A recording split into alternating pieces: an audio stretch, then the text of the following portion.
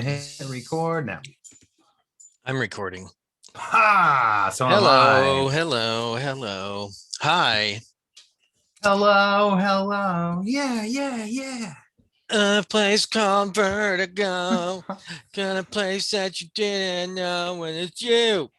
I don't know. Hey! I don't know any of the words to that song. I think that's kind I, of the words I made up. you know what? I think I don't know much about U2's music either. But you know what? If you told me that those were the words, I'd believe you because it Yeah, felt right. It felt right it did, in my right? soul. I'm Bono and I'm a philanthropist. Hey, Hey, yeah. I've got But opinions. Is he British? Is he English? I don't know. Is it you two or is it you two? I think it's yeah, too. I think it might be. It's what definitely dramatic, no matter what it is. Um, Bono. Let's see. he's always Bono. got. He's an Irish singer Oh, it's songwriter. you too, or you too. That's fucking You you too. too. Don't you know about it? Oh, that's Scottish. That's all right. It's not far away. Just imitate the Lucky Charms Yeah. mascot for a second. That'll get you in the Irish mindset. Yeah. Oh, Oh, my hey, Lucky squiggles. Charms. My Lucky Charms and me squiggles. You remember the from Rick and Morty, the commercial where he they cut open his gullet to get Oh yeah. squiggles, the skiggles or whatever it's called. Yeah, I can only do an Irish accent if I hear it immediate. Like I can only do it if I hear it and then I can kind of imitate it. But if I go to something automatically, it's Scottish. Yeah, the only way I can kind of do Irish is I literally have to imitate the Lucky Charm. I have to just, oh, I mean Lucky Mm-hmm. Charms, and I Mm-hmm. have to like just do that a little bit, and then it kind of gets you in That's the right great. Is space. I yeah, I don't have a what you need is like a saying. Yeah. And yours is Lucky Charms, but for me, Lucky Charms just I don't know. It's Well, too and cartoonish. I was gonna say Lucky Charms is probably like the ultimate overly cartoony version Yeah, of that accent, so it's it's not probably not a grounded good one. enough. It's not grounded in reality for like a ongoing accent use. That's a thing. I don't know. Hello, everybody. Welcome to our little show. It's the Fleeting Thoughts podcast that is also videoized and put Mhm. out on YouTube's. It So if you is. watch it on YouTube's, hit the like button, and you're already subscribed because you fucking love it. And why wouldn't you be? Right? I'm subscribed to our channel. Are you? I watch it religiously. I would imagine. I Sometimes get all I excited do watch it. when I get the notification that there's a new episode. I'm like, oh Hmm. sweet. Do you like get the friends and family together and go, hey everybody, Yeah. get together. We Yeah, I gotta stream watch it the to new the episode. I stream it on the old Hmm. living room TV through Hmm. one of the game consoles, using And the YouTube app. and then you watch yourself Yeah. talk to Mhm. somebody. And I try to remember what I said, and then I try to line up and almost lip sync the performance Oh from yeah, the living room of like what do I'm trying to say. like a live reenacting of Mhm. it in for It's your family, it's like when you've seen a for the movie so many dogs. times and you just know all the lines, so Hmm. you just say the lines out loud in tandem with the character. Yeah, one of those situations. What movie do you know all the lines to? The Crow, definitely. I watched that movie so much when I was a What? teenager. Well, that was my favorite movie when I was an angsty, emotionally unbalanced teenager. I think Hmm. a lot of, emo, angsty teens really Yeah, jive with for The sure. Crow. So Yep. I've watched that movie so many What times. I could probably still. was that show about being angsty and teenage, or was it just about wearing black? I And I think it forget. was, yeah, it's like more like that gothic art style, I think, than Was he a anything. superhero? And it was really moody, because Yeah. him and his girlfriend or fiance, sorry, were, murdered. And then he gets to come back Oh, to life a year later okay. with the power of the crow. And now he's like invincible and gets to exact revenge on all the Yeah, horrible because people that I'm pretty wronged sure. him. Yeah, I've tried to kill crows. It's impossible. Yeah, They're exactly. impossible to kill. And every time you kill a crow, you're taking somebody's opportunity away to come back to life and avenge their loved ones. So maybe think about that next time you're trying to shoot a crow. Like, oh, this crow might be on his way to resurrecting somebody so That's that they can true. get justice, settle a vendetta. Freaking crows. But like what crows. what have you been up to this week? You know, how's the Um, last week of your life treated you? Did you find God yet? no, Oh, hadn't found God yet. I've been looking. I've been looking mostly at work because that's where I've been. Is well, I'll just tell you a at secret. work. I'll tell you a secret. Is he in my heart? God is always in the place you least expect him to be. Yeah, like in a rhino's butthole. That's the Just think last place you thought, then that's the surely. first place my brain thought of when I thought of things that I wouldn't think about.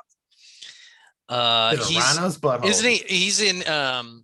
he's like in a billboard that says do you need to find God? He's in like the faces of children as you walk down the street. I see him everywhere. God That sounds like is, somebody who's mentally impaired in some way. If they're seeing God and everything, that's troubling. yeah, like a weird Jesus finder. I need a Jesus finder like a App. yeah, it's like a that Pokemon game, Pokemon Go. Oh yeah, except for his little Jesus you're trying to capture. How do you share your fucking video on this stupid thing or your screen? Where's screen It should sharing? be if you highlight over the main menu here, it should be at the bottom on like a little menu that pops up. I At least got that's where mine is. video, mute, Because it'll say mine reactions, says share chat. screen on the bottom. Oh, I'm literally, it's right in the middle. It's green. What Mm-hmm. is my problem? I Let's wasn't here to judge share. you. I don't want to Look at this. embarrass you in front Look of at it. everybody. Oh wow, that is a crow.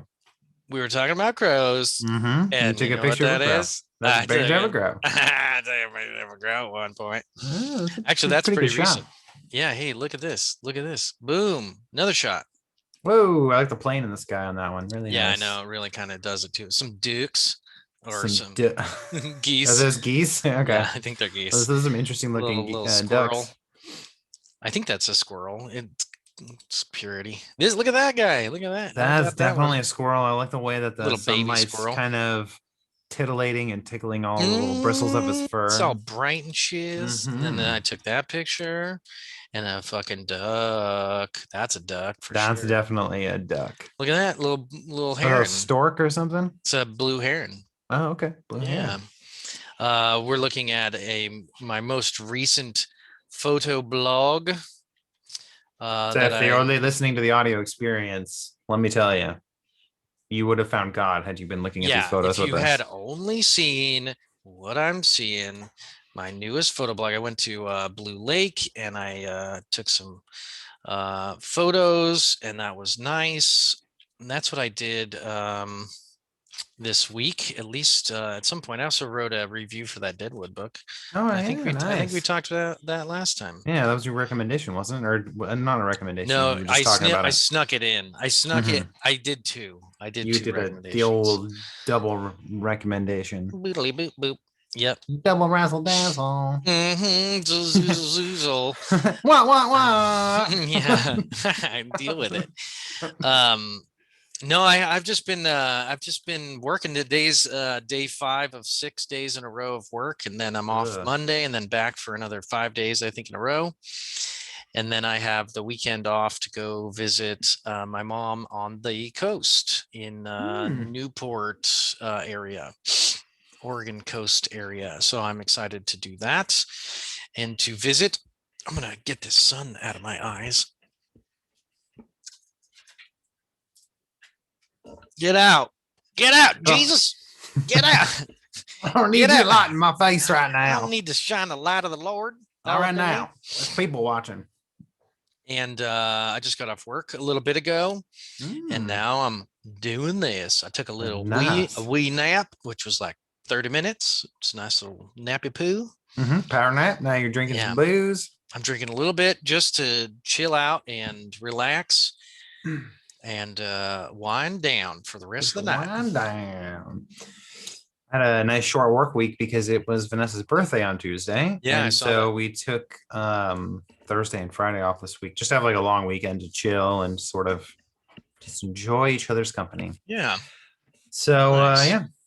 What'd you do for, like, other than like, did you literally just like go in a freezer and chill, or?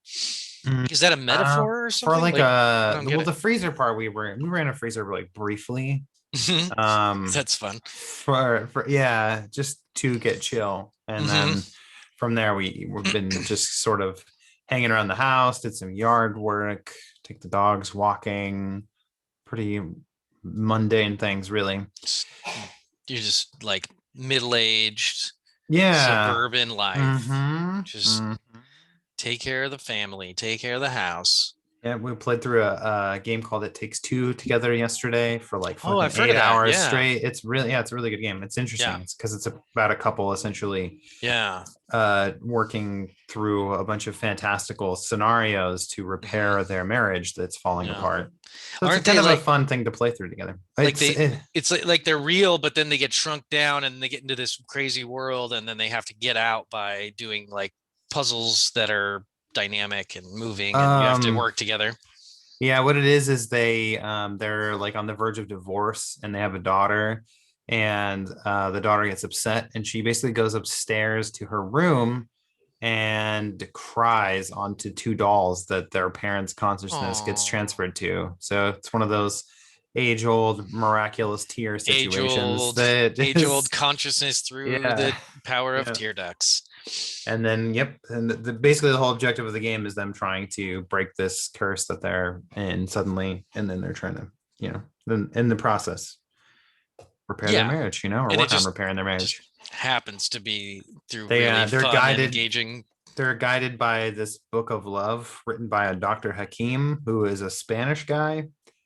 So he's like, "Hey, you need to repair your marriage." Not even kidding. That's exactly how he Oh, talks through the really? whole He's thing. like Yeah, no, no, that's literally, stereotypical, yep. Oh, like yeah. a Mexican He accent. does a lot of Hey there, gyrating with his guys. hips. Yep, You exactly. guys know how to like get out of here? Your relationship is a relationship, and now we got to repair it. Like, That makes me want to play the game just for yeah. that. That sounds awesome. More like a relation. Shit, fucker. It's Does he actually say pretty fun. fucker a lot?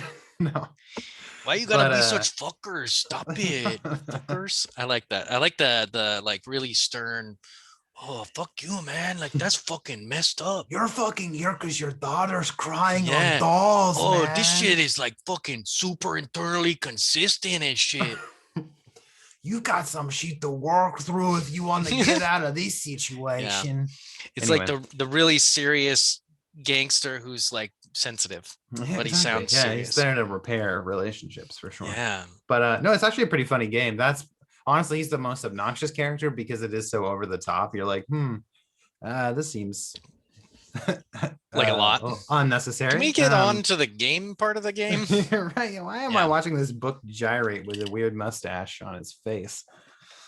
Oh, it's a So book. yeah, He's a book. I didn't. yeah, I he's missed that. literally, yeah, it's literally the book of love written by Dr. Hakim. But the Oh, book, so the is book is animate. it's yeah, so the Yeah. book is just has a big fucking face on it, and then Like it's all got these books little should. shredded pages for arms and legs. Oh, So that. it's a situation where his face is also his body, so it's a little troubling. But no, so it was a fun game. That's normal. My face is also my body. My body is just a big face. If you take my if you take my shirt off, which you will one day Yeah. through the power of internet, Mhm. then you just see more eyes, more mouths, more noses. That sounds horrifying. Yeah, no, it's It's gross. if It's if it's terrible. like your face is up here, but then Mhm. also you have a whole face down here. More face. Hmm. It's a lot of face. Endless Also, face. does that face have a separate voice from your top face? It does, but it only shoots in the sound waves go internal. So only I can hear them. Oh, I thought you were Yeah. saying that the sound comes out your asshole or something. Even though the Eventually face it is on the does because it goes front. backwards. So Yeah. every once in a while you'll hear faint if you put your ear near my butthole, you'll hear faint Puffing words. whispers. Yeah, puffing whispers.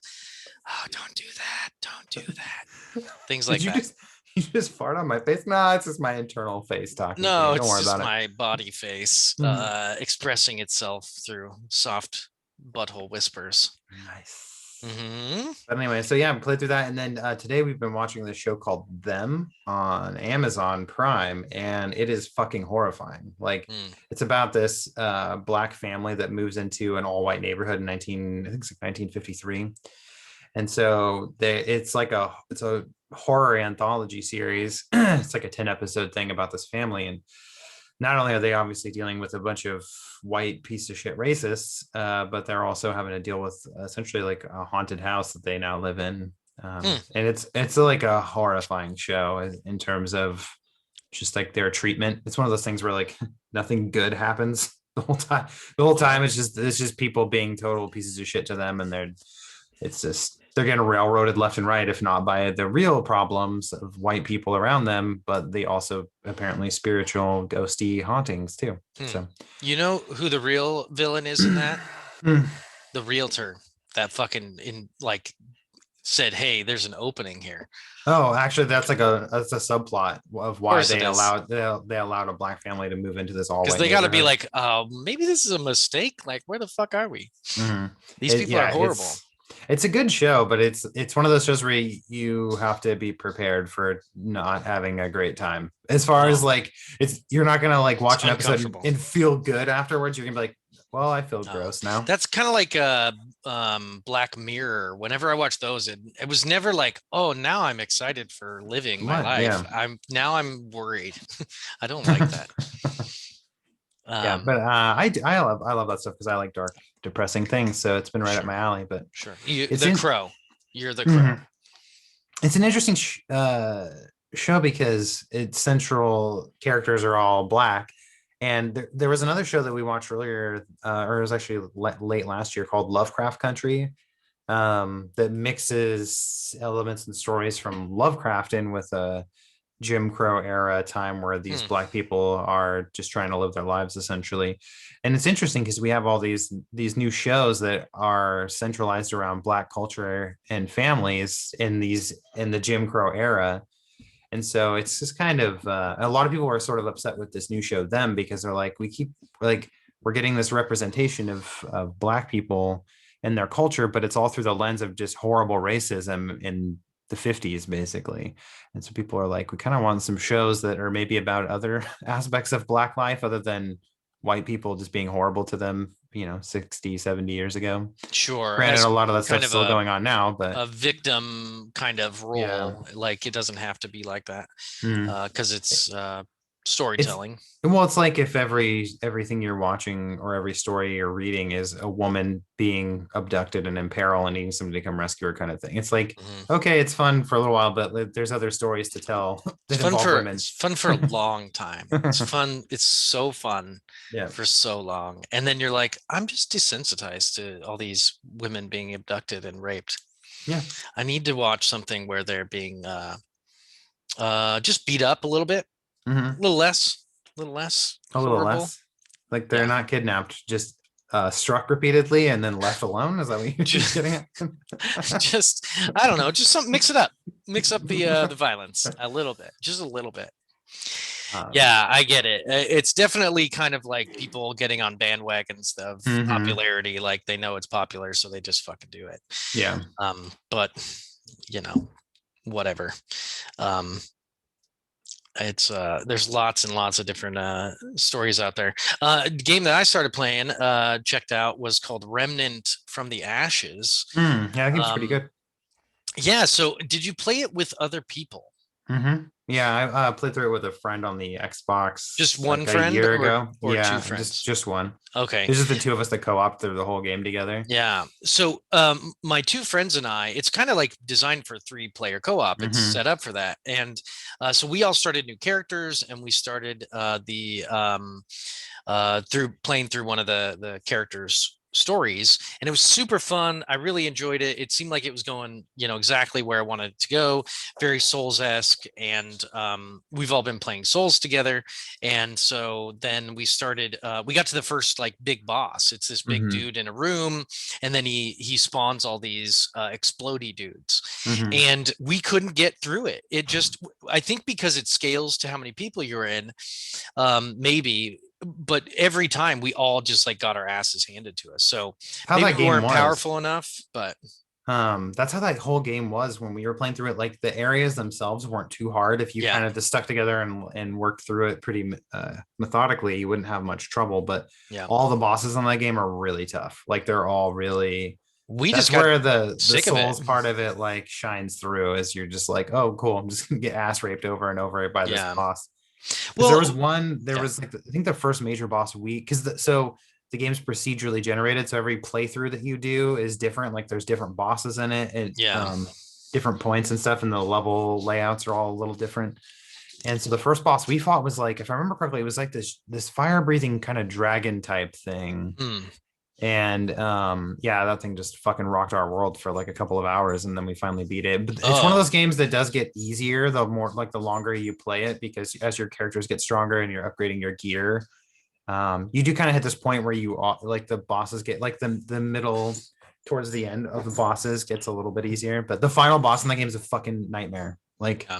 it almost broke me, So like where I couldn't finish the game, but we managed to finally get through it. But it was so you really ridiculous. have to like grind and keep upgrading and keep trying and figure out strategies, Mhm. because it was one of those ones where after like 10 tries we were all kind of like like it seems unfair, like it seems like we got to this point in the game, we grinded a little bit extra just to try to get a little better, and the game is kind of like, no, you're not ready for this, or you're so stupid you can't figure out this like really seemingly impossible task.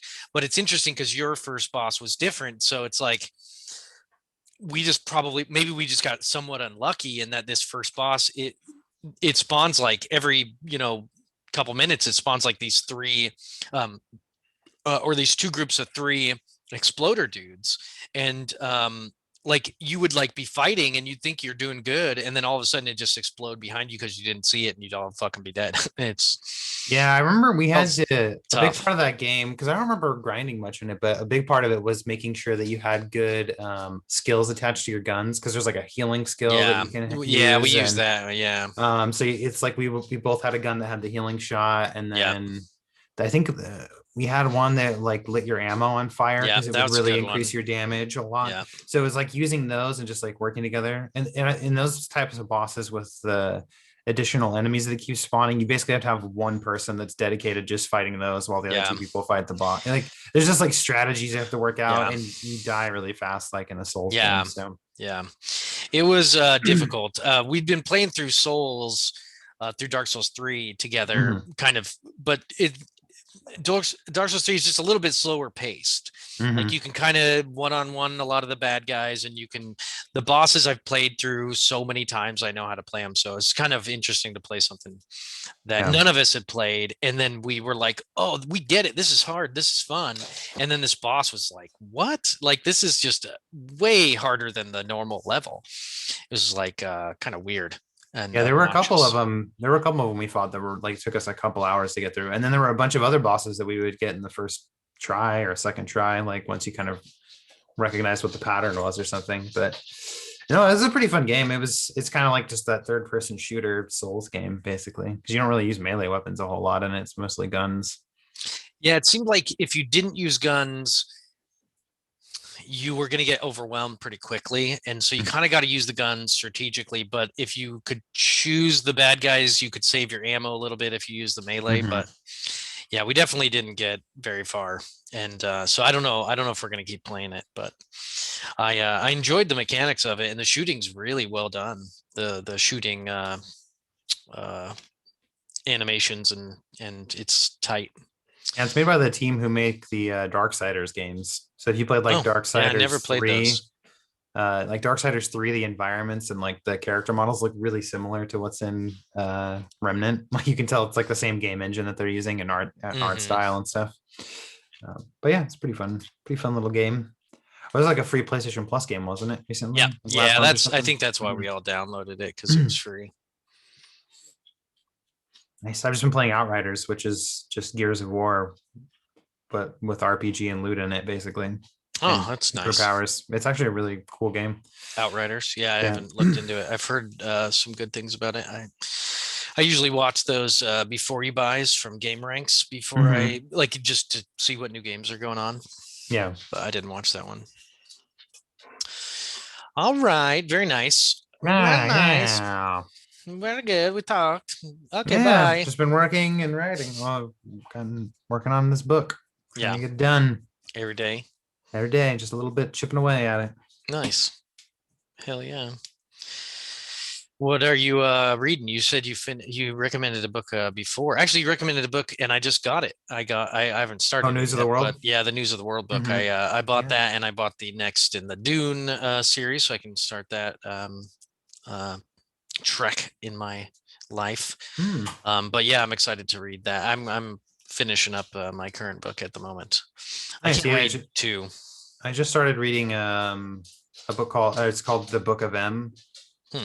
by Peng. Oh gosh, what's her last name? Oh, so I suck. Anyway, anyway, but the book's interesting. It's about essentially this, I guess it's kind of like a disease, you could say, where people's shadows suddenly disappear, and then shortly after that, they start forgetting things to the point where they forget to like breathe and then Oh, die. wow. It's like this gradual, like really hyper aggressive, like dementia or something, but their shadows disappear first. And so it starts kind of like at day one, where like the very first guy whose shadow disappears, in like an Asian country. I don't remember which one exactly. And then it follows like a few different characters that like one character is kind of while the pandemic's starting, and then another character is following it. It's like sometime after, where basically society's fallen, and like there's like little pockets of humanity left that are trying to find like a safe place to go. But it's a really interesting book Hmm. so far. I think I've read like maybe the first 100 pages or something Wow. of it. I'm trying to find the name of the writer because I feel like a dick not remembering. I just remember her first name.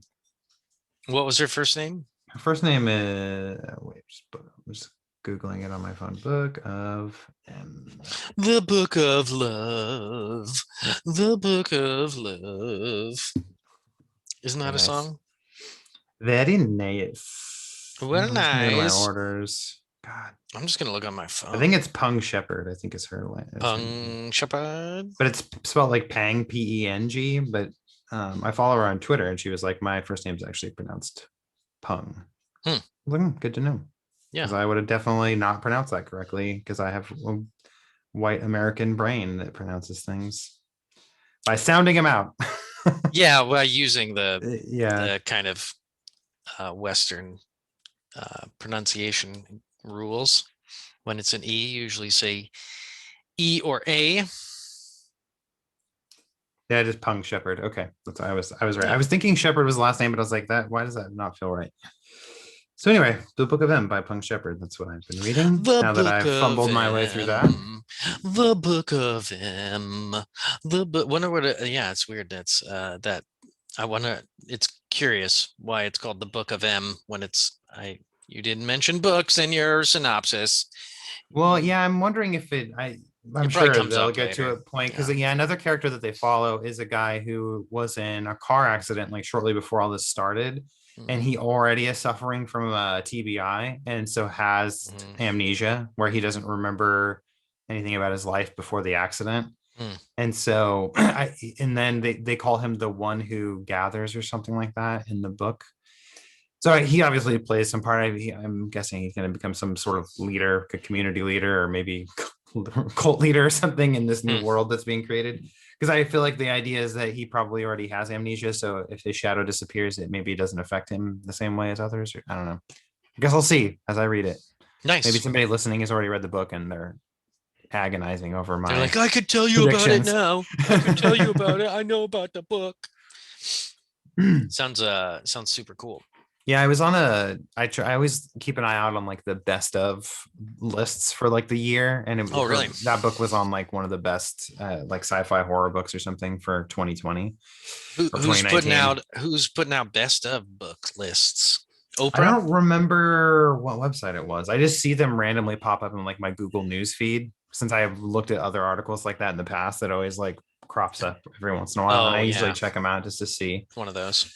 Well, there's so many fucking books coming out all the time that I lose track. Yeah, I And have no so idea. it's like I usually just check out those lists to see what kind of the new exciting stuff Yeah. is that people think is good. Yeah, I rely almost entirely on recommendations from people, and it's always keeping me busy. So I Mhm. always have books to read. Or another way I find books is when, a new show is about to come out or a new movie, and then they're like, See if based they have off a book. the Yeah. best-selling novel, and you're like, oh Yeah, shit, I guess I'll check out that book. that's good for the author who now is making more money based on the movie. Like that's probably the way authors really make money these days is you need that TV deal or a movie deal because that's really what's going to push your book sales even more because you get, I'm sure a cut of whatever movie deal that you get signed on to for your story to be adapted. And then Sure. it's like a giant advertisement basically for your book when the new movie's coming out. It's like Yeah. the movie trailers start hitting. It's not only advertising the movie, but Yeah. people like me who want to read the book first real quick before they go catch the flick. They're supposed to be making or they are making a movie for Dune, the first book. So we'll see how that goes. Well, they already did one movie. What's his face who does Twin Peaks did it? I think we talked about this actually. This conversation feels really familiar. Yeah, it was a long time ago. It was like 90s or 80s or something. It was or even older. It was a much older movie. The guy from Twin Peaks is in it as the main Dune guy. Kyle MacLachlan, I think is his MacLachlan. MacLachlan. McVaglamp. Whoa. What? Is that not what you said? No. But what a great invention. You should probably trademark that. It's a the Vag lamp sold exclusively through McDonald's. McVaglamp. Get it for free with your double Big Mac. Like a little headlamp that just goes on your forehead. So yeah, it goes on your chin. It goes on your chin so it points slightly upward, so you can see what you're doing. I don't know if you want to see what you're doing. I don't. Yeah, but I mean, some people might want to see what they're about to put their face into. So yeah, might catch a genital wart or something before you get involved. That'd be like the McVag examination kit. I wonder if gynecologists have like a sweet like little utility lamp that they use. Like with a little so I was thinking like a headlamp, like a miner, just like a little hard hat with a fucking light on it, and then you're like, all right, time for your annual exam. Let's check it out. And they get a little tiny little pickaxe out. I gotta get it's not a cotton swab. Gotta fucking grind something chisel out the residues. See what you got going on. Check your pH balance.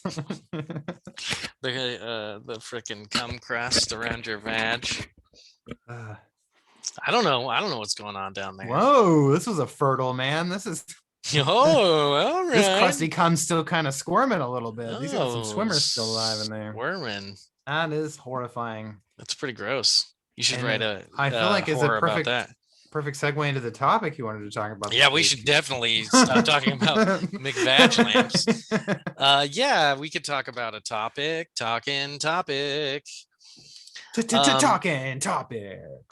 and Channing. Topic. Wow.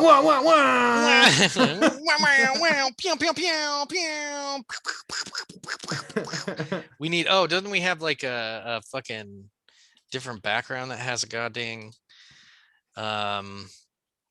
nope, none of them have a goddamn thing. Never mind. I thought there was like a firework background.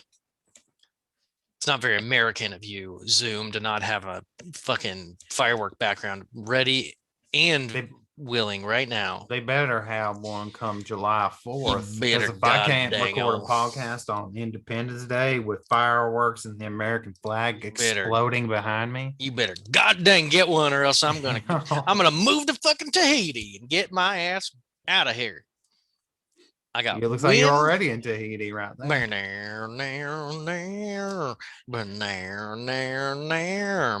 I'm not in the Matrix. That is the whitest guy thing you could have possibly done right now. Oh, is it? And you did it. You nailed it. That's important. I'm turning it off. I want to be like you. I want to have a cool background. So I've got a black. Isn't that cool? I just have like a bookcase and then some pictures that are too small to really. Yeah, you can't tell what's going on with those. Are they anime or something? Well, no, it's from this artist, Colin Francescetto. He's a musician that does art also, and so yeah, I bought a bunch of double dipper art. It's just like really cool art.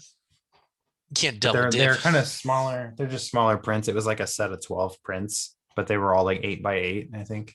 It's the size. Anyway, just hung them all around the office. Give it a little artistic flair. Yeah. Why not? hang it up, do it to it. Yeah. So sophisticated, all with the culture and whatnot. I try to be. I try to be. I try to be super cultured. No big deals.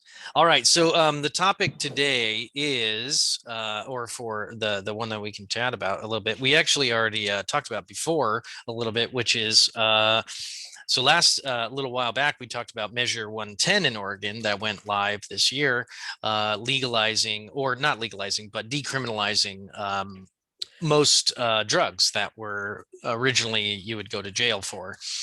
They got turned into very minor offenses and misdemeanors. And one of those drugs is mushrooms, or psilocybin, magic mushrooms, and psychedelics. And there's another measure that went into effect as well, but hasn't really been fully implemented yet, which is Measure 109 in Oregon, which has to do with the ability for researchers to do studies with human subjects using psilocybin specifically, which comes from mushrooms. So it's not using acid or using DMT or ayahuasca. It's specifically psilocybin research. And one of the reasons that they've been able to prove that it's been effective is other studies in other places regarding the use of psilocybin for PTSD and depression research. So there have been, there's already been research on it, either like special federal grants or something like that, or in other countries. And so there's already, some backing. It's not just randomly, they're like, oh, I guess we'll just let them do this. So I think that is a cool thing, especially because we talked about suicides on one of the podcasts recently. And so the ability to not look at these substances as purely criminal, but as potential therapies, I think is going to be a good thing for people in general. So have they had like successes in terms of the treating like the symptoms of PTSD and stuff with the like Yes. psilocybin and stuff? Like, because is psilocybin, is that like a hallucinogen? I don't know that much about it other than it's a mushroom, isn't it? Well, mushrooms are, well, some mushrooms are Mhm. hallucinogens, and psilocybin is the active chemical that No, is okay. in in those plants and mushrooms.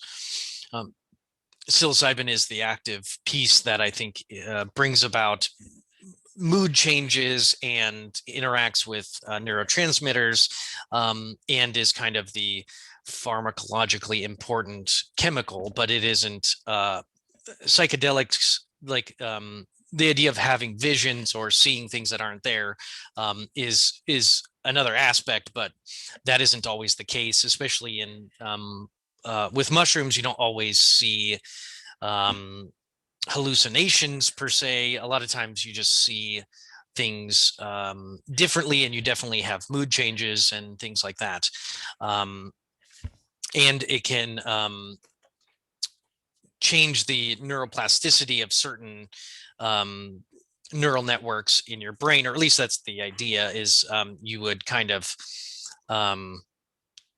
use it as a way to reduce the reaction to trauma triggers related to PTSD, and then also helps with overall emotional stability, I suppose. So I can actually show you this if I share my screen here real quick.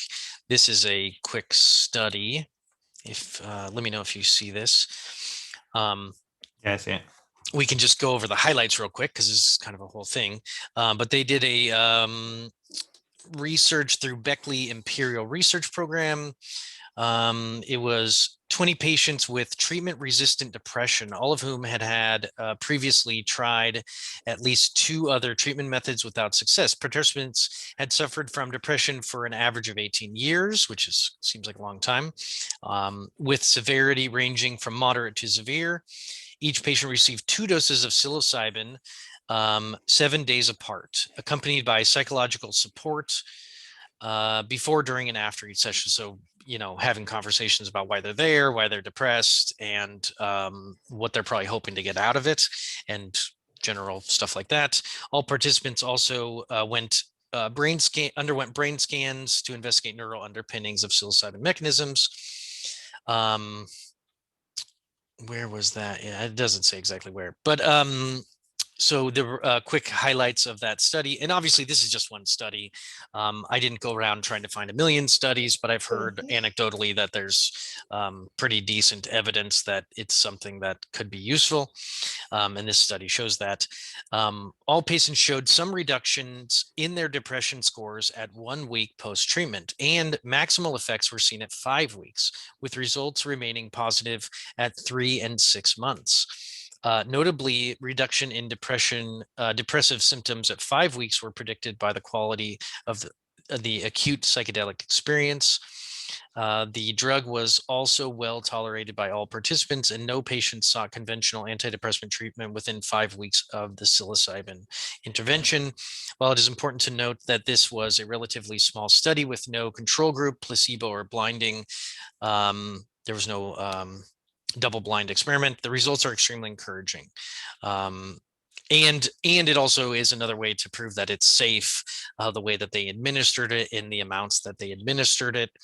And then this article goes on to talk about more related to that study, and then the actual study can be linked to as well. So that's just kind of one thing I wanted to bring up, showing that there's been prior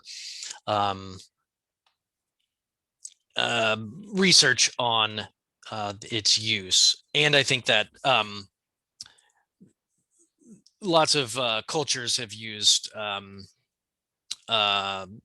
psychedelics for therapeutic reasons and for communal reasons and spiritual reasons already. So I guess in the age of information, in order to justify people being able to use it, there has to be some type of medical reason, I suppose.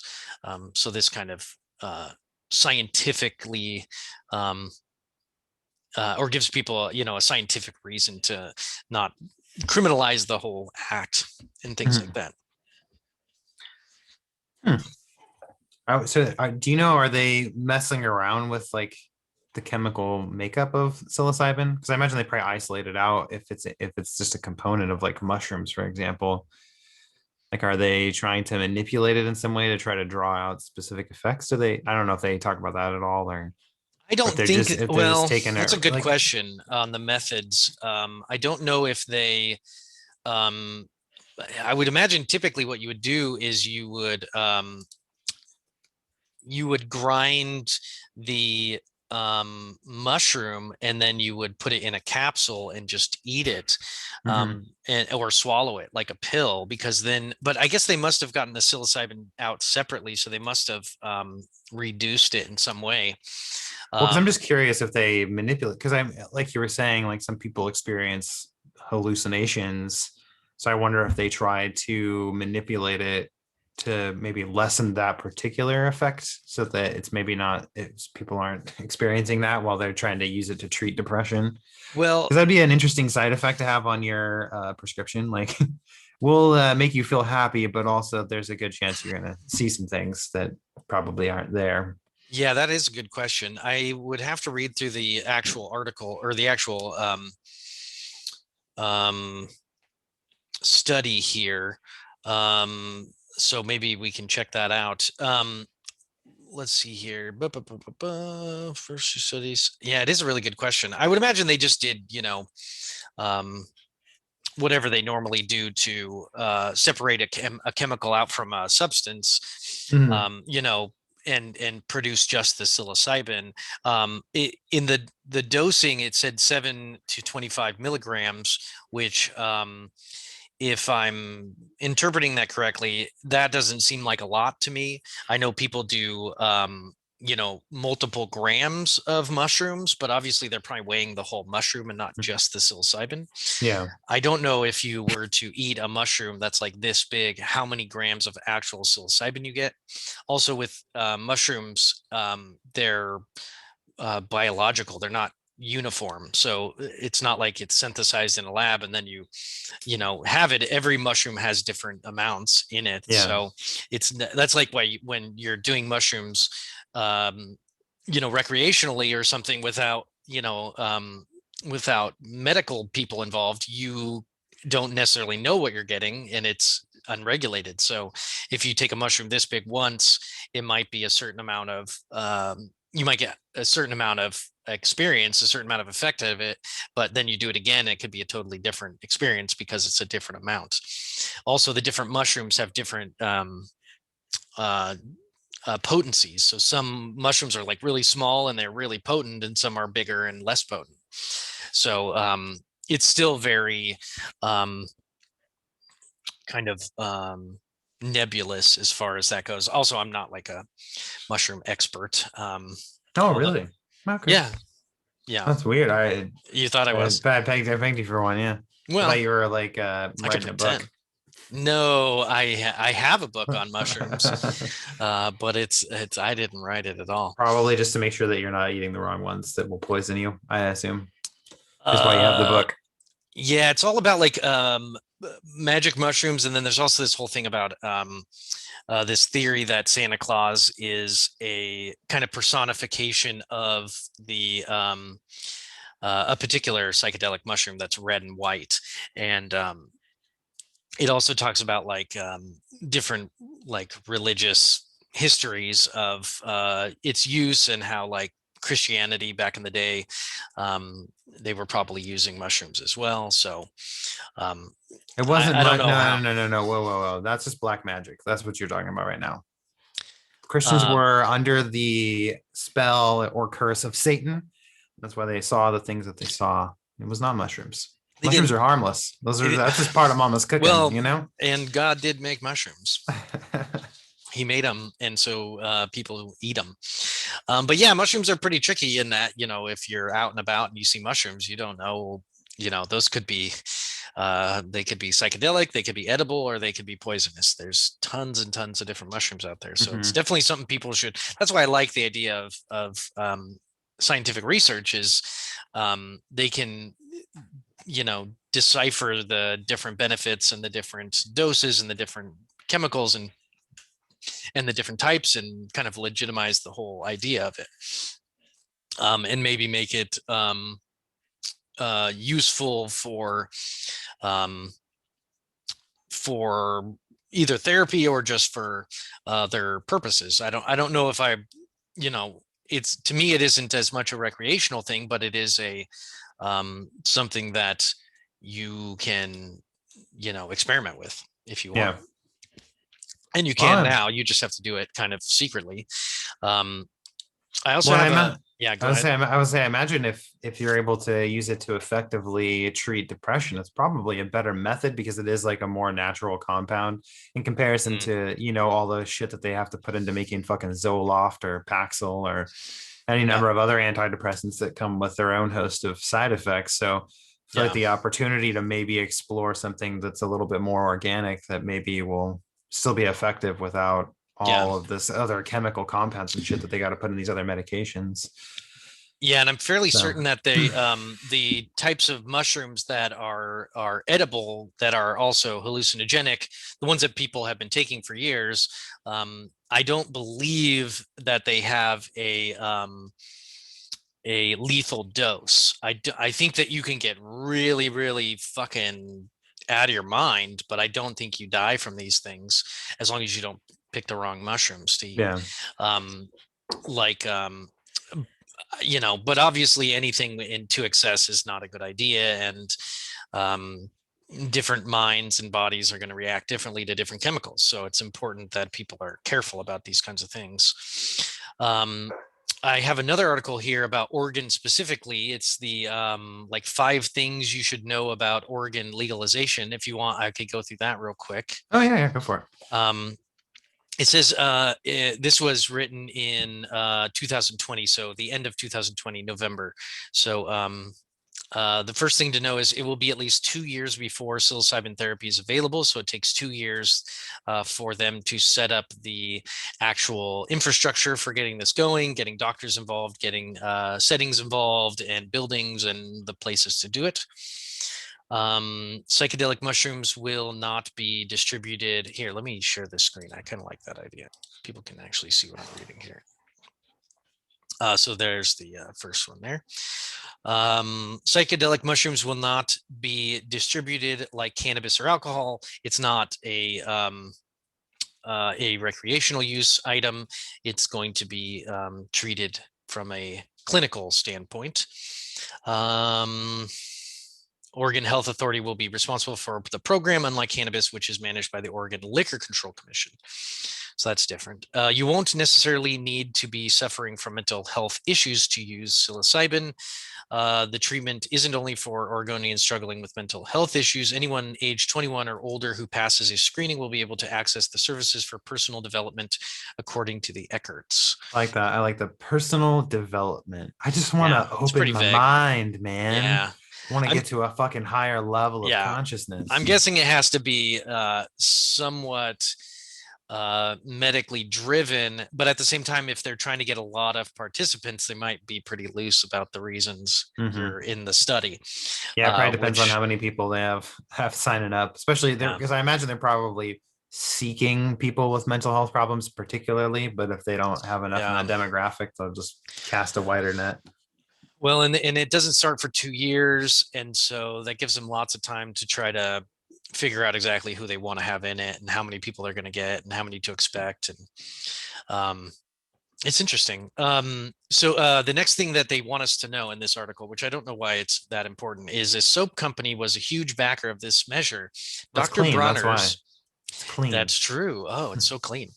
Dr. Bronner's soap company donated more than $1 million directly to the Yes campaign for Measure 109 and provided most of the money behind political committee that gave another 1.5 million. So I actually use Bronner's, and I think it is very useful. Oh, you're a Bronner guy, a Bronner boy, as they say. You can buy these like massive bottles, and they last me just forever. And you can use it as shampoo and body wash. So I just it's like super easy. Oh, nice. And it's all natural, so I can bring it out in like when I go backpacking, and use it to clean utensils and wash my hands. So it's like a universal kind of. Oh, interesting. Yeah, I prefer my body wash and deodorants to have as much aluminum as humanly possible in them. So that's kind of where I come from. I like grating the metal against my skin to clean my pores. Yeah. If it doesn't like scrape you or allow you to be magnetized, it's probably not good. And then psilocybin is still Schedule 1 drug. So as far as the federal law is concerned, it's still like LSD and marijuana, and the Drug Enforcement Agency cautions may cause temporary physical or mental harm in some areas. So it is certainly something to be aware of, but obviously Oregon also passed another, the other Measure 110, where essentially these things are not illegal in Oregon or not criminalized in Oregon. So that kind of makes the whole thing a little bit more safe to research as well, and allows all these drug offenders to not go to jail, I guess, and not have to pay major fines and not have to deal with major court costs and things like that, which I'm okay with. And we already discussed that particular aspect. But as somebody who has experimented with mushrooms a few times and written about it a little bit, I think it's interesting. Yeah, I think it is too. I like that it's obviously for like a scientific purpose, because you're not going to know the benefits of something until you explore it. And Yeah. Doing it in a controlled environment is obviously the best way to do that instead of just throwing out Ziploc bags full of mushrooms and then having everybody report back to you later on their findings after consuming it. Yeah. Well, and Which would be also, the ideal way, I think, to test it. You know, just go to like a fucking Lane County fair or something and be like, "Hey, come get your free and then just mushrooms." like as they're all And leaving, then ask them yeah, questions. yeah, a little survey that they got to Hey, fill was out that after fun they or eat them. what? Yeah, Yeah, give I a good don't know. time. I feel like if you give a large group of people who are all in the same area a ton of mushrooms, they're going to have amazing party. Mhm. And if it's already a party scene, like when Vikings get together and party back in the day, who knows what's going to happen? I always wonder how accurate those Viking shows really are, because I mean, a lot of that culture was not written down, so it's kind of Yeah, fascinating. and Just yeah, slightly off topic, I'm but guessing I'm guessing a lot of it comes from like other people's witnessing of it and being Mhm. horrified and being like, ah. But I guess the Vikings show, there was there's some slight truth in it, in that I think, oh, never mind. I never mind. I watched one of those, like, those like insider edition or whatever, where it's like a expert like checks out this thing and sees how real it is. And I watched Mhm. one about the Vikings, and most of it just wasn't very accurate. At least like what they were wearing and what they were doing and their military style and stuff like that. Hmm. Um, but I don't know. It's accurate enough for me, and I find it entertaining. That's all that That's all that matters. matters. Where that's what America's all about, is entertainment. That's all that If you're not matters. entertained, then what's the point? Are you not entertained? Um, if you want, I can read this other little quick thing about what psilocybin is. Oh yeah, go for Um, it. Because I don't know that much about it other than it's something that's in a mushroom. And it's a yeah. hallucinogen. That's all I know about it. So this is from Medical News Today, and it wasn't from today, so whatever. Liars. So I Fucking know they fake should say news. medical news from the past. Somebody has the job of going in and updating the article for every day that's passed. This is now medical news from 17 days ago. Actually, you are almost exactly right. It's updated March 31st, 2021. Um, What is psilocybin? Psilocybin is a hallucinogen that works by activating serotonin receptors, most often in the prefrontal cortex. This part of the brain affects mood, cognition, and perception. Mm. Hallucinogens work in other regions of the brain that regulate arousal and panic responses. Oh yeah. Psilocybin does not always cause active visual or auditory hallucinations. Sorry, I'm still So learning. not only will you not be depressed, but you're gonna want to fuck too. You're gonna be Um, so aroused and so happy at the same so time. aroused. After the gut ingests and absorbs psilocybin, the body converts it to psilocin. The hallucinogenic effects of psilocybin usually occur within 30 minutes of ingestion and last between 4 and 6 hours. In some individuals, the changes in sensory perception and thought patterns can last for several days. Mushrooms containing psilocybin are small and usually brown or tan in the wild. People often mistake mushrooms containing psilocybin for any number of other mushrooms that are poisonous, so you got to be careful. People usually consume psilocybin as a brewed tea or prepare it with food item to mask its bitter taste, because it tastes fucking horrible. It makes you want to puke. Manufacturers Oh, are also crush dried mushrooms into a powder and prepare them in capsule form. Some people who consume these mushrooms cover them with chocolate. hell yeah. I like how Chocolate this covered is, it's happidness. like half telling you about it and half like giving you little tips. Yeah, like, hey, you want the mushroom cookbook while we're at Yeah, it? Here you yeah. go. Obviously the potency depends on different things, extent of use, blah blah blah. Street Street names. names. Oh, those are fun. Oh, street names. I like Cubes. I've never heard of that. mushies. That's a good one. Mushies. You want some mushies, I've bitch? heard. We used to use that term back in the, like, when I was Oh, really? a little hoodlum Hey, in Simple the Simon, you day. want your mushies or a little smoke? I can't imagine calling them zoomers, because they don't make you want to zoom around. Sacred mushrooms for sure. Purple passion. That's penises. I don't know what they're talking about, but I guess mushrooms do look like dicks, and dicks look like mushrooms. Mushroom heads, yeah, That Zoomers thing reminds me of when they try to call marijuana like a performance enhancing drug, and it's like, who what part of smoking a joint Yeah. is going to give you a performance enhancement other than for maybe an eating contest? Like, what the fuck? Ooh, that could be good. You just like forget that you just ate a bunch. Yeah. Here are some possible side effects: euphoria, peacefulness, spiritual awakening. I don't know. I don't know. I Like, can you? love that those are That's not the. spiritual awakening. That's That's like, what does fucking that mean? awesome. I guess that is a side effect. Like, people will just say that I had a spiritual awakening. Deal with it. I found Um, God at the quickly in a changing fucking handful of emotions, mushrooms.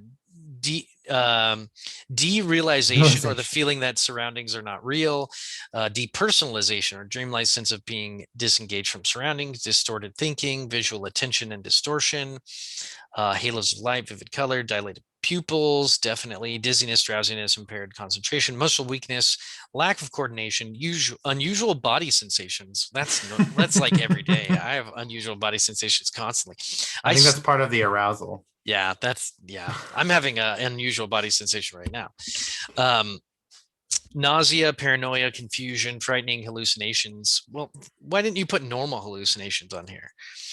I You can like to have point out normal I want to point out hallucinations. on this list of side effects that they start off really pleasant with Yeah, euphoria yeah. and then it gets really bad. Look at But this one. then it sort of comes back at the end where the Yeah, last one they list is yeah. These are yawning. all bad here. Yeah. Paranoia, confusion, frightening hallucinations, and then Vomiting. yawning. What? How is yawning a side effect?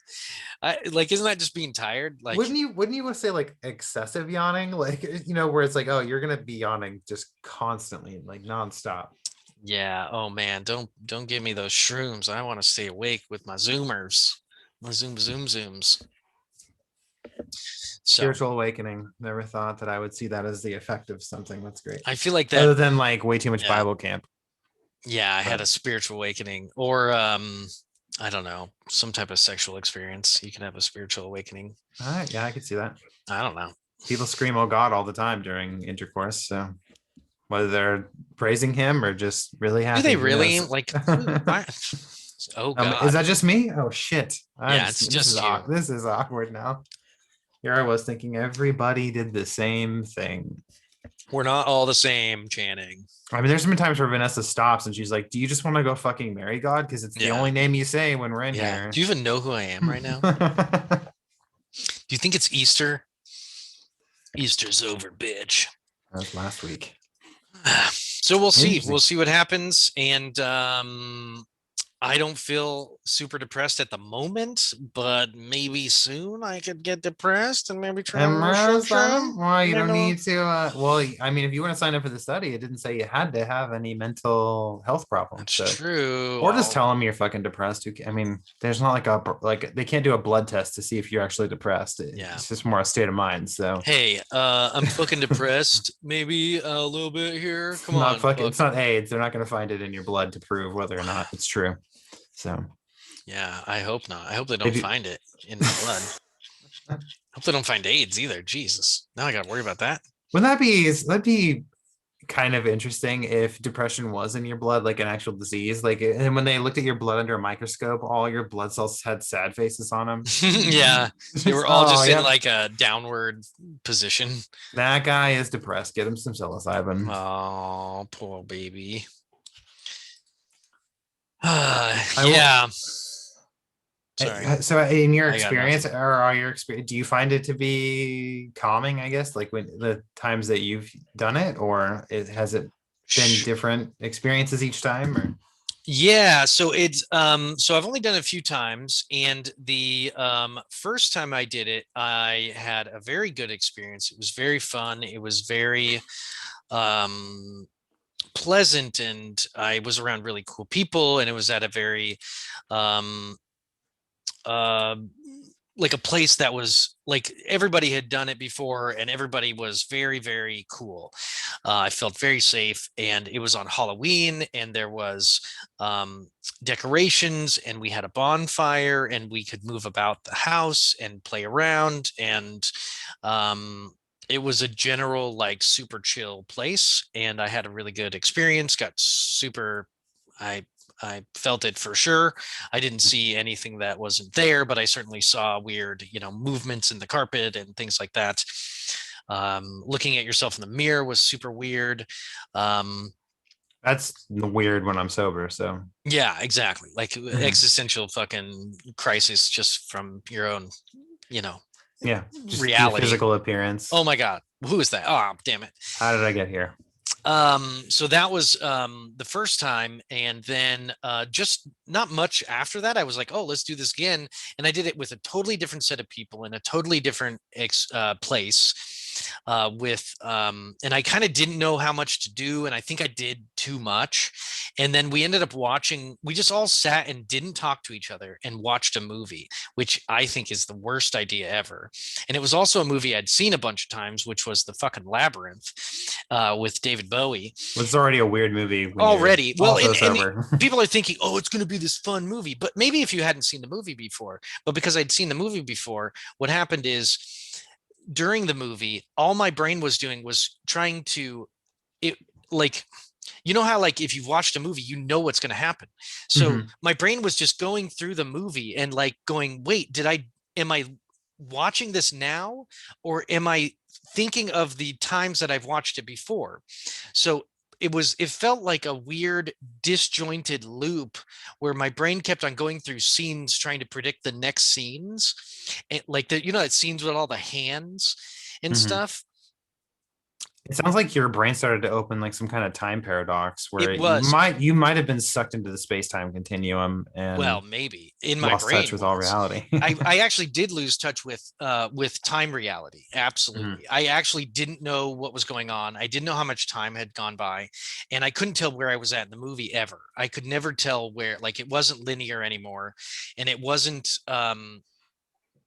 it was fucking horrible, and it felt really not good. It felt confusing, and it was one of those ones where I had to like go inside my own head and say, like, calm myself down and be like, hey, this is going to go away. This is just what's happening right now, and you're okay. You're in a house with friends and you'll be okay. But that's not good. Like, you don't want to have to be your own like therapist in the moment. Mhm. And that time was very it felt like my brain was being grilled on a fucking barbecue. It felt like tense and tight and confused and trying to fight itself. And That was very unpleasant, and partly because of that, and because whatever, I just never did it again for a long time, or I didn't do it again for a long time until last year when I did a microdose while I was out backpacking and camping, and I wrote a little article on it.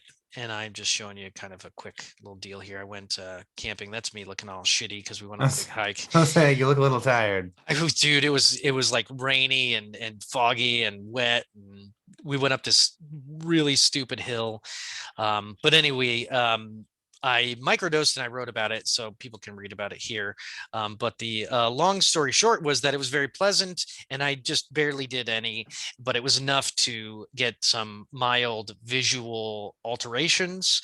Everything got a little bit um, like the little, not out of focus, but like when you would focus on the foreground, the background went super blurry.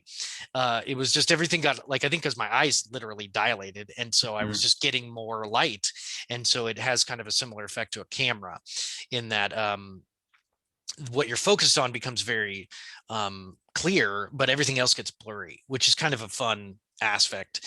And then it also had an immediate effect on my mood. It just made me feel pleasant and happy and chill Mhm. and calm. And that's not always the case when I'm out backpacking, because you're out in the middle of the woods, out in the middle of nowhere with no cell service. And it's actually um, pretty stressful if you're a super paranoid, neurotic person like I am. Well, So it see, and was, that's why, that's why I was curious if they're able to isolate the psilocybin itself and then manipulate it in some way, because it sounds like, I mean, like some of your experiences might might be a little scary or discombobulating. So it's like I wonder if there's a way for them to manipulate it in a way where you get that calm, pleasant, almost like it's like yeah, euphoria feeling without the world, yeah, seemingly altering around you, or like yeah, how you were experiencing time confusion while watching them. You know what I mean? Because yeah, otherwise, it seems like when you're going to be using psilocybin, it's like you'd want to be in a really controlled environment without a lot of exterior.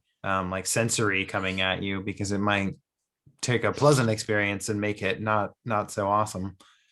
I think it's not necessarily about the amount of sensory input. It's about the uh, amount of control you have on the environment and the amount of and the kind of um, safety that you feel in what you're doing. I think that when I was watching the movie with the friends, I didn't feel like I could say, "Hey, this sucks. Why are we doing this?"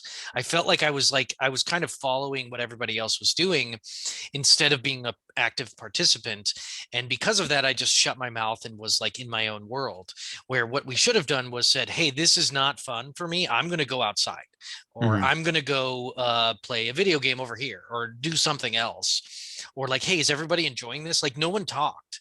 And that was the problem, I think, with that experience. Was it wasn't about connection, it was about experiencing something weird, and that's not a good goal.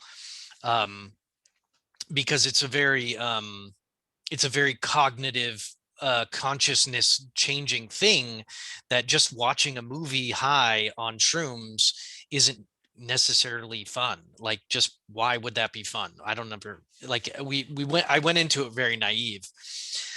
Whereas the first experience was with friends, and we could kind of roam around and do other things. And I had a friend there who like knew it was my first time, and I was like explaining things to them, and they were explaining, like we could talk about the experience and Mhm. open up about it. And then the time out in the woods, when I did so little, like I did so little that I could really control it. And I knew I could be like, okay, I took this much and wait a half an hour to an hour. And then I'm like, oh, now it's happening. I can feel this. And I like where this is, and I'm not going to take more. Well, and I Whereas, wonder if those yeah, doses that they're talking about experimenting with are like the equivalent of microdosing, where it's like you're kind of getting the that positive benefit before it you take yeah. too much, where it might become a negative experience. I think that's you can definitely have uncontrollable experiences with more. The more you take, it's just like alcohol Yeah. or marijuana. Like if you take an edible that's super high dosage and you're not used to it, you can have really, I've had very negative experiences with edibles, like super paranoia, very internal, very existential crises, and you're thinking about all the bad things you've done in your life. um, and they have been not so pleasant. um, but when I know what I'm doing and I can prepare for things, it's almost always pleasant. So Mhm. it's a subtle thing to mess with your feelings and your emotions and your cognition in drug ways. Um, and so like, you can drink a certain amount of alcohol and have a really good time, and you can drink too much and black out and cause Yeah. problems. And that's why knowing the doses with mushrooms and getting more research behind it, knowing where the lines are more, understanding how it affects different people differently is I think awesome. Like, why the fuck wouldn't we want more knowledge about something that is a naturally occurring medicine? Yeah, that's why it's so fascinating to me that people would be opposed to it, because it's like, what are you afraid of? Like, especially in this particular instance where it's going to be a controlled scientific study. So it's like, let people experiment with it. They're not saying, hey, let's legalize all of it and, fuck it, let's just go crazy with it. I mean, but it's going to take so long. Like, if even if the studies turn out really positive and there's a huge benefit to using psilocybin to treat like depression and things like that, it's going to take probably decades before it would be like legalized. We still don't even have marijuana fully legalized, and Oh, not like, federally. Yeah. yeah, that's what I mean. So even if the study proves really Yeah. fruitful, it's gonna be a long road to getting to a point where Yeah. it's like a somewhat viable option for people. I imagine it'd probably be prescription based anyway. Yeah. For sure. Well, it's the So same as how marijuana started as a medical thing. mhm, Although I think marijuana is less scary to people in general. yeah. Something that's hallucinogenic kind of sounds like a lot. But you can definitely do more marijuana than you were hoping and get interesting effects from it. And then you can, and that's the same with mushrooms. And but mushrooms are definitely different. They're not the same. They interact with different parts of your brain than alcohol and marijuana and cocaine. They're all different, and they have different effects. Like mushrooms aren't a upper or a downer. Like they mess with your mood, they mess with your emotions and the way that you see the world physically. So and I want to find out why, like, why do people have hallucinations? What's going on there? Like, is it opening up certain trace amounts of DMT in your brain, kind of like when you're sleeping? That's presumed to be a part of the case when you're sleeping. Because when you sleep, you have hallucinations all the time. Nobody Yeah. gives a fuck about that. What's interesting is that I have very vivid dreams that are lucid, and but I've never had hallucinations outside of dreams. Even though I've experimented with mushrooms, I've never had those hallucinations. But I've never done LSD or acid or DMT. And I'm not sure if I want to, but I kind of do. But I don't know if I will. Well, I mean, I feel like if Yeah, I don't know. worth, I feel like experiencing once, as long as it's relatively safe, or Yeah, and that's the thing is, like, because it's illegal, it's hard to tell if you're trusting a friend or a drug dealer. Like, Yeah, that's the other I thing don't too. like that. That's why you know, even if like you, I mean, mushrooms, you can get, there are people who are very knowledgeable about mushrooms, because it's been around long enough and people are in that culture. But like once weed became legalized, it was a totally different world. Like I wasn't having to hide, I wasn't having to guess what doses I was getting on edibles. You didn't know if you were getting indica or sativa, if it was going to keep you up all night or if it was going to let you chill out and watch a movie. And now that it's legal, it's like, you have all these choices, it's cheaper than ever. And I don't know. I feel like it's been nothing but a good thing um, for individuals and such in like Oregon, at least. People are going to do it regardless. So, I Of mean, course. you think that the government would want to make it legal so they could tax it? It's just more money in the system. So, Yeah, I think they're getting away from the idea that it keeps you from being productive. And mhm. like people are already like super productive and also super lazy. Like Yeah. people go to work and they make money and the economy works, but they also like go home and play video games. Mhm. Like the American people are a very diverse group of people. And this idea that, like, because I think they were worried about drugs back in the day because they were worried about people not working and not paying their taxes and not doing, um, you know, they thought they were going to all just revolt against the government because they were all going to be hippies. But that's just like, we're way past that. It's not going to Yeah. happen. People are going to, I mean, people want to go to work. And they want to make money, and they can still do their recreational drugs on the side. And they've been doing it forever anyway. So you're fighting it is just creating criminals out of non-criminals. And why waste the money in policing people just drinking and getting high? Yeah. It's crazy. There was some I didn't read the article, but I saw some like headline where like some professor was arguing that like the legality of all these drugs and things was tied to racism somehow. And it was one of those things where I was like, that's interesting, but I just didn't care enough at the moment to like sit down and actually read what they were trying to get at. Because I am uh curious, like why we just decided to make these things illegal. Especially marijuana. It's not like, in a way, I kind of understand prohibition because people get drunk and then they abuse family members, they get behind the wheel of a car and fucking murder other people. I mean, alcohol is such a vitriol, it can bring a lot of vitriol out in somebody. Whereas as far as I've ever seen, I've never like seen an article or read a news article or anything about somebody getting high and then like yeah, punching their kids in the face or something. yeah. So usually you just get high and then you just sit somewhere and fucking zone Yeah, out. I think what I've heard related to the marijuana being illegal was that it had to do with hemp. So Randolph Hearst um, owned all of the like the biggest newspaper company, Mhm. and he also owned a ton of probably pulp mills or lumber mills or something, because he had to get paper for his newspapers. And then people were coming in with hemp products, and hemp was poised to like be a major competitor. And so he grouped up with the government to get hemp make hemp illegal. And part of the way he did that was because hemp and marijuana are essentially the same plant, Mhm. but cultivated differently. And so like hemp doesn't have any psychedelic properties. It's like I think it's the male version of the plant, and then it's grown to huge heights, and then the fibers can be used for just about anything, and the oils can be used for tons of different purposes. But it's illegal in America. It's becoming less so, and you can get hemp all over the place nowadays. But so essentially, he coupled the illegality of marijuana to get rid of hemp.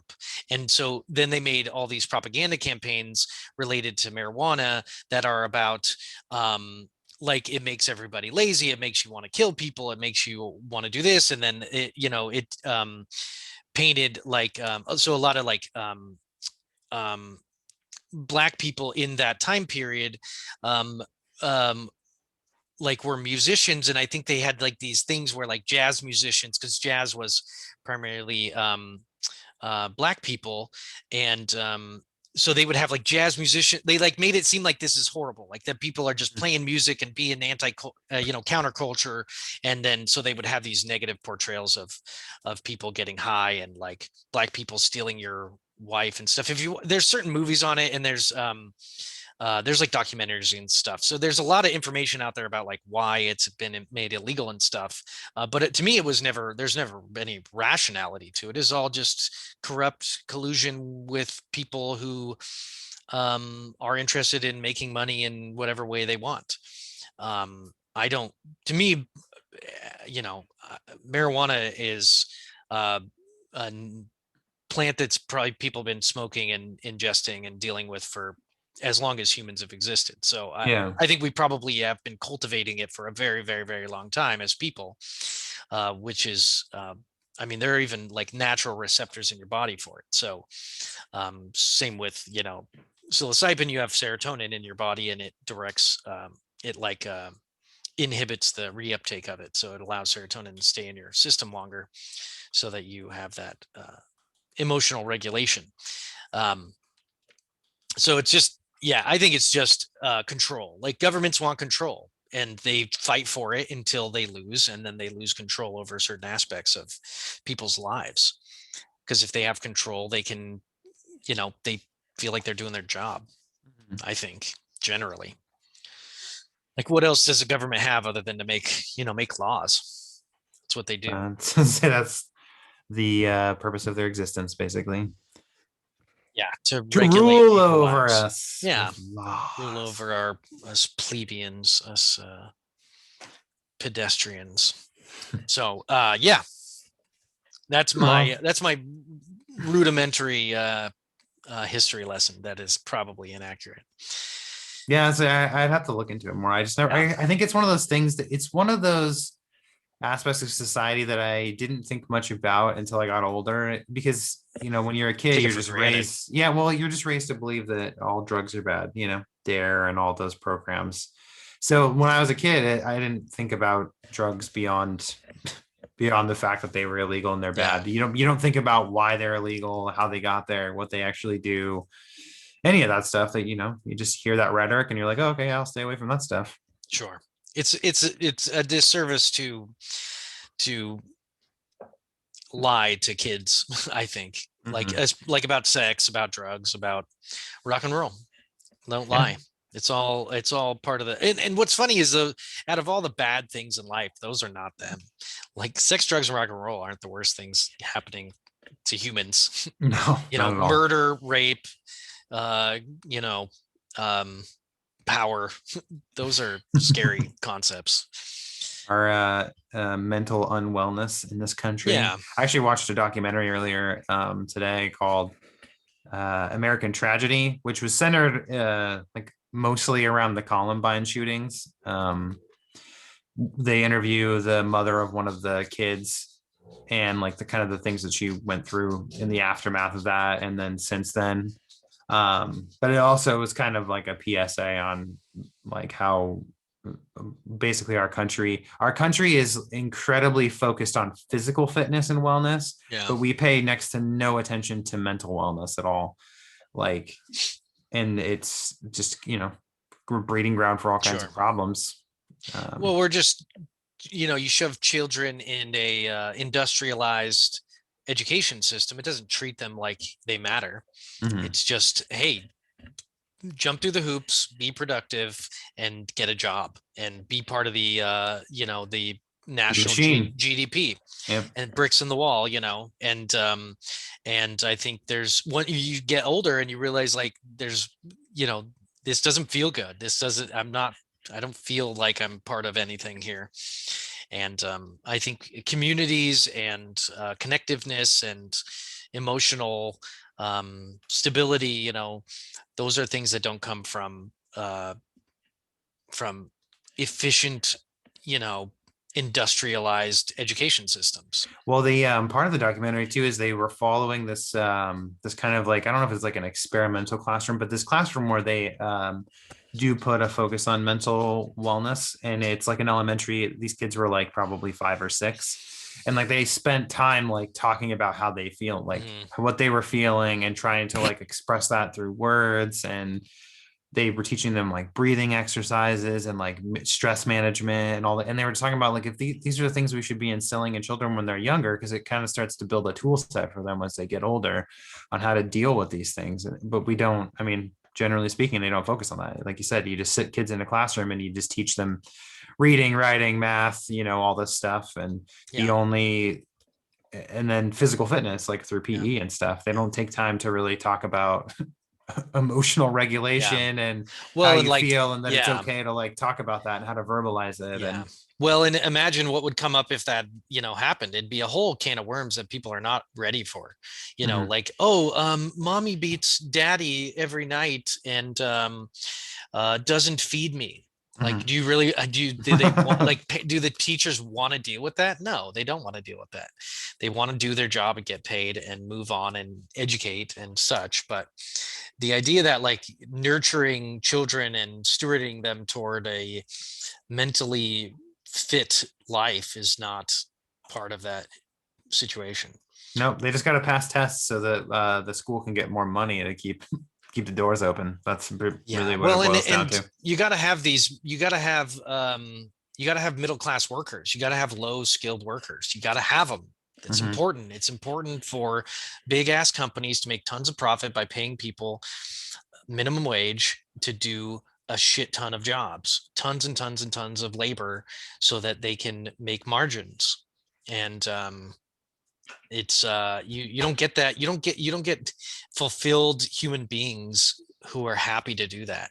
You get shells of people, Mhm. husks of humanity running around doing fucking, you know, McDonald's jobs. Yeah, that could be a whole topic on its own, couldn't it? For sure. Yeah, I think about the middle class more and more as I realize I'm just nestled just fucking firmly all up in that kind of low, like struggling kind of fucking financial range. Yep. And it makes me think, like I'm not a socialistic thinking. I don't like it philosophically, but I do think that um like it's interesting that there can be this much wealth and this much financial struggle all at the same time. Well, Like, and I mean, I don't remember the exact it's specifics, very but like interesting. the majority of the wealth is owned by like one Oh, or of two, like the course. 1% of the population has like Yeah. 98% of the wealth or some crazy shit Well, like that. they're at the top of the profit margin Hmm. ownership. They own that system, and they can, they don't have to share shit. Hmm. So it's interesting. I'm trying to get my head around it from a a non-emotional standpoint, because I think it's mostly coming from emotion and jealousy and ego and things like that. Like, like I don't, who cares? Who cares if I'm don't make a ton of money? You know Yeah. what I'm saying? I mean, as long as you have, your basic needs met, that's the key thing. And that, if you're able to get your special drinks there and Yeah. Um, yeah, I don't know. But yeah, fun stuff. It's good chatting. yeah. What's your recommendation this week? What do you got? Jesus Lay it Christ. out. Oh Lay it out no, for the I people. didn't even think about it. I was trying to think of other stuff. Can you Oh, do yours first and can then I I'll do mine first? So, one of my recommendations, which I was talking about earlier, is that is a game this week, which is that It Takes Two game. If Oh yeah. you have to play it in co-op, so you have to have two people to play it. So if you have somebody to sit down and play, I have nobody. it's a decently lengthed game, and there's so much variety in it. Like every level, you get a different set of skills to use to get through the level together, and it's all about cooperation and a lot of Communication. like a lot of kind of minor puzzle solving in the environments and stuff using the tools that they give you. But it's a really good game, and it's got kind of a nice little heartwarming story about kind of finding love again and kind of patching things back together and reuniting your family kind of thing. So it's got a nice little fun story involved with a lot of really great gameplay mechanics and stuff. I like the idea of like a team building game, like a game that's based on communicating and like where you have to be like paying attention to what the other person is doing, as opposed to like almost every other game where it's just like you're kind of independently accomplishing things. Yeah, you literally have to communicate. Like when Vanessa and I Yeah. are playing it, like it's kind of nice because even like we were playing online because we have two different PlayStations in the house, and so we were both playing on our own PlayStations and TVs. But even if you play online, it still splits the screen, so you can on your TV you can always see what the other person's doing, so you can kind of look and see and help communicate and guide. Like because there's a lot of times where one of you has to move a platform form while the other one's on it to get to like the next area. So it's like you kind of have to work in tandem to figure out where you're moving things. And Nice. honestly, I could see it being a game that people could use in like a therapeutic, like a couples counseling situation, Yeah. because it's all about team building and teamwork. So it's a really cool game. We had a ton of fun with it yesterday. Like we Nice. just played it almost nonstop yesterday until we finished it. So Yeah, it makes me think of Portal 2, because Portal 2 was yeah. specifically like had a whole set of things that were all about co-op, and you had to work together, and it was timing. And I thought that was super fun. I don't remember who I played it with, but it was fun. Well, what's cool too is the game includes this thing they call it the friend pass. So only like if you buy the game and you have a friend you want to play with, they don't have to buy the game. You can send them your friend pass, and it lets them download the game and play it as long as they're playing it with you specifically because it's your friend pass. Mhm. So it makes it so you don't have to buy like two copies of the game if you don't want, which That's is cool. very clever, Mhm. very smart. What platforms is that on? It's on PlayStation, Xbox, it's on PS4, PS5, all the Xboxes, and probably PC as well. People So are playing on there. So pretty much is it everywhere. is it Yeah. on Nintendo at all? I don't think it's on Probably Switch. I not. could be wrong, but Yeah, I don't know. I don't pay attention to Nintendo. yeah, I don't really pay attention to it much either. I just pick up a new Mario game for Vanessa when it comes out, and that's about it. Oh, she plays it. Yeah, she's been a Mario fan since she's a wee lass. We lost. We lossy. My recommendation, I just thought of it. Boop, boop, boop, boop. Whoa. But I thought of Wah, it. wah, wah, wah. Brain's working now. And we were talking about emotions. We were talking about our emotions and whatnot. So Be free it with them. made me think of that movie Inside Out with Amy Poehler. Oh, is that the animated one? Yeah. Have you seen it? I watched like a part of it. I think I was like in a bad headspace when I was watching it because I was overthinking the whole thing. I'm like, how can you reduce somebody to like four emotions? And I was like picking it apart at the whole time I was watching it. Sure. And I was like, what am I doing? Like, this is the whole idea of this movie is a rudimentary examination of emotions for children. And Sure. so I just was like, Yeah. I was overanalyzing it the whole time and not enjoying it because I couldn't stop myself from doing it. Like I was just, sometimes you have to like turn your brain off when you're watching something and just enjoy the story that they're telling you Yeah. without analyzing Yeah. it. And at that point in time, I was, Yep. Just be in the moment, listen, yeah. see what's Hmm. going on. Yeah. I recommend checking it out again because I thought it was probably one of the best explorations of emotions as a driving force in the way that we make decisions and understanding emotions, personifying them, giving them kind of, because in your head a lot of times emotions do kind of take on personalities, and Hmm. there are like kind of voices in your head that don't really feel like they're coming from you sometimes. And I thought they did a really really good job, very perfect for kids to explore that kind of stuff. Um, and so I recommend people watch it or have watch with their kids. Yeah, I need to sit down and watch it. I have a hard time with animated films. Hmm. Like, I think I it's because don't. when I love them. I was a kid, I like, well, specifically like the Disney ones, like the family friendly ones. And I think it's because I just kind of grew out of it so fast when I was a kid, and then, but every once in a while I'll watch one that like really, they're really good Hmm. movies. It's just like Some of them are whenever I'm great. like, whenever I sit down to watch a movie, it's not high on my pro. I'm like, oh, I need to watch that new Hmm. Pixar movie. It's kind of like, Yeah. oh, there's some kids at the house. Like, I'll put on this movie. I kind of wanted to watch it Yeah. anyway, sort of thing. Like, Yeah. A lot of them have really solid archetypes and really solid storytelling. And hmm. so they're because they're for kids, um, sometimes there's some elements that are kind of immature and annoying. But I found like if you've ever watched any of the How to Train Your Dragon movies, those are great movies. See, Um, I watched parts of them. Like when my sister-in-law was living with us, our nephew was living with us too. And so I watched a good chunk of like new Pixar movies and stuff yeah, over like the last couple of yeah, years because he was always watching them. So that, but I was never really like sitting down with him watching him. It was kind of like I would yeah. put it on for him because he wanted to watch it while I was like doing stuff around the house. So I'd kind of be half watching the movies, but Well, it's no freaking, Book of M type situation. They're a little more pleasant. Hopefully I have more to say about Book of M, including remembering the author's name, maybe Yeah, next time after I've spent some more time with it.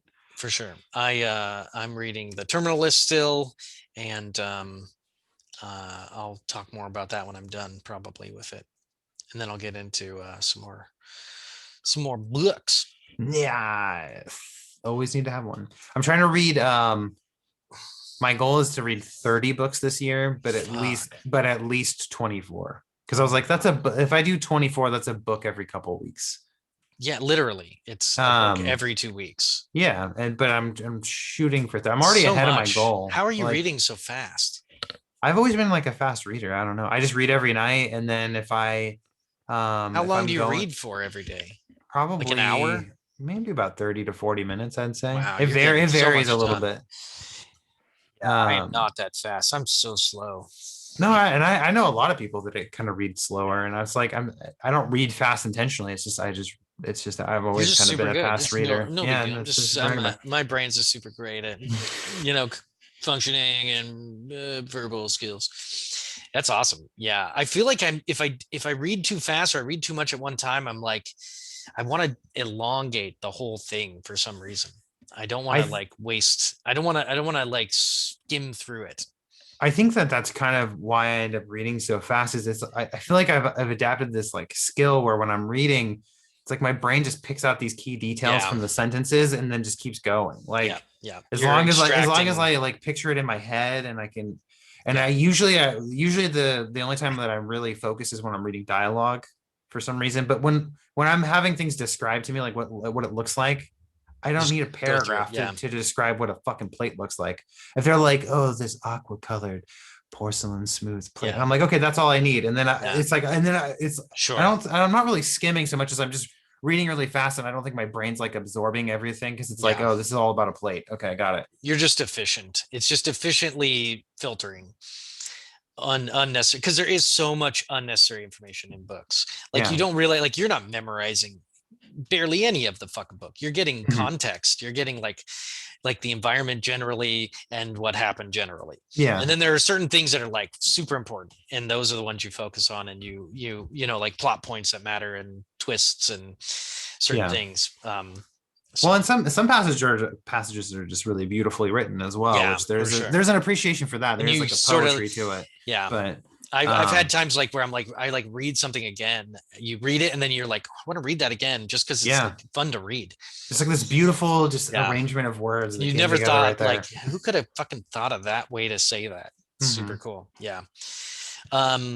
Sweet. Well, let's wrap it up. Thank you for listening and watching. Hey. And if you didn't get a chance to watch it on YouTube, I did some screen sharing of some of those articles that I was reading from. So if you want to check those out, I'll also leave links to the articles I read in the show notes on the blog. That's joesnotesblog.com. And go to amazon.com and buy all of Channing's books. All of them. It's true. Just even if you've already owned them, just buy them Yeah. again and give And them then you as can, gifts. if you find me on the street, I'll sign them. I don't care. Find them on the A cop. street. Just, don't freak him out by like, screaming at him or anything. I just, at one point in my life, I want to have somebody come up with a whole stack of my books and just be like, I'm your my number God. one fan. That's like your dream. And your then I'll fantasy. sign them and I'll just be like, just promise you're not going to kidnap me and fucking cut Yeah. one of my feet off. I was speaking of kidnapping, I was doing a carry out for someone at work. So I was taking this, heavy item. I don't know, it was a chair or something out to their van. And it was like this really fucking weird looking, creepy dude. And I was just judging the shit out of him, obviously. Yeah, 'cause it was- as we do. I'm sure as it was we do. totally fine. But then as I started getting closer to the van, I started thinking of the movie Silence of the Lambs and how that guy, when he would be like, Yeah. hey, can you help me get my thing in the van? And then, And he then just you'd have to pushes them get in the back. van and they'd push him. And Yeah. then I was like watching my back like every couple seconds. I was like, because I had to put it like two different big items and he's off, behind me. I can't see him. And he opened the van up and it was this like this red minivan. And there was just something about it that was like, oh man, I hope I don't get fucking pushed into this van and murdered. Isn't it interesting how like movies and stories have It's like so informed silly. us of these like situations that are Well, and it was just a 1 in a million chance of happening, what but you're just I've done that a always- million times, Uh-huh. literally probably 5-10 times a day for years, and it never came up to me. But because of the way this dude looked, he looked like a loner. He looked like he, wasn't married. Dude, that's just your primal survival instinct kicking in. And I That's just, the, I was that's like, the why? energy coming off that guy. What's this deal? Like, what is he doing? We are It beings was- of energy, Joe, and some of us we give off weird vibes sometimes. So.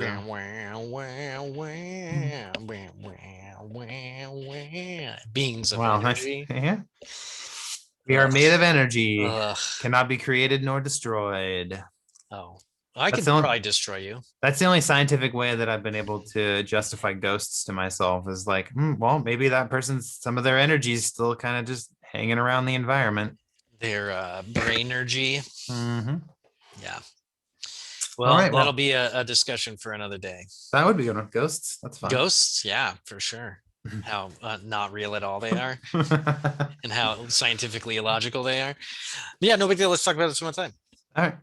Yeah. All right. Thanks. Sue. All right. Bye, Yeah. everybody. Bye bye.